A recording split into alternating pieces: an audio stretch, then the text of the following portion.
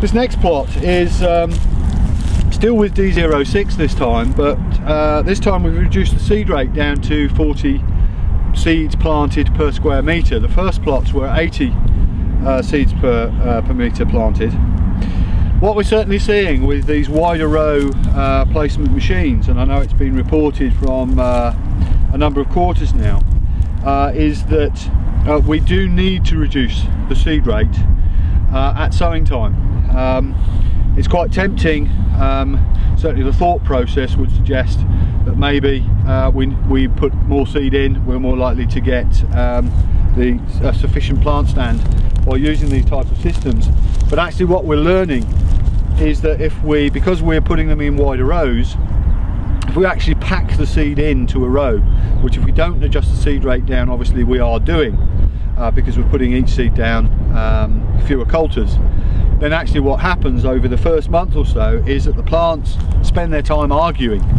amongst each other as to which one of them's going to survive. And instead of a plant just getting on and growing,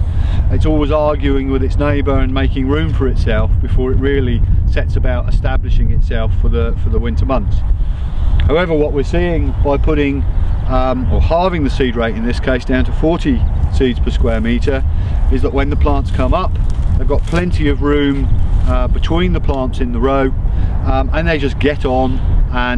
with the job of establishing themselves as quickly as possible. And certainly here we are in the first week of March, and we're finding it extremely difficult, both in plant number count and in the visual between the different seed rates to pull them apart. You know, the fact is that the 80 plants or seeds sown per square metre have sorted themselves out, and half of those plants have died away during the autumn period. So we're actually better off saving ourselves some money with the seed on day one, putting a more accurate seed rate in and getting each of those individual plants to grow away more strongly. Of course, the big benefit of using the microwing system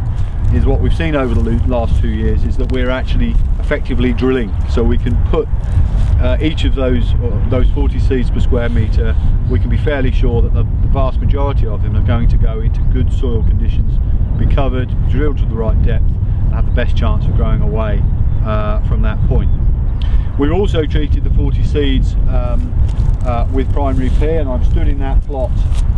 at the moment, and again this is typical of a primary P treatment this year, which is that we've got extremely consistent establishment down the row. There's very few gaps in there, and it's working very well. If we just pan across to the left,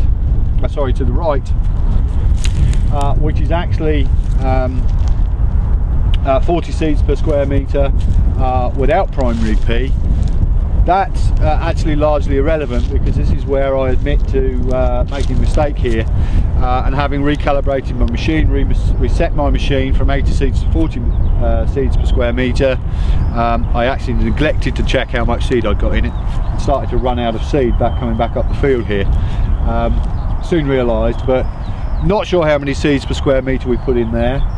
I'm sure that's going to fill in to be a perfectly good crop, but we're probably down to 15 or even 20 seeds per square metre actually planted within that block there. So there's quite a bit of scope to actually, when you're planning it out, to take your seed rate down to really quite low levels when conditions on the day for sowing and the date for sowing is early enough.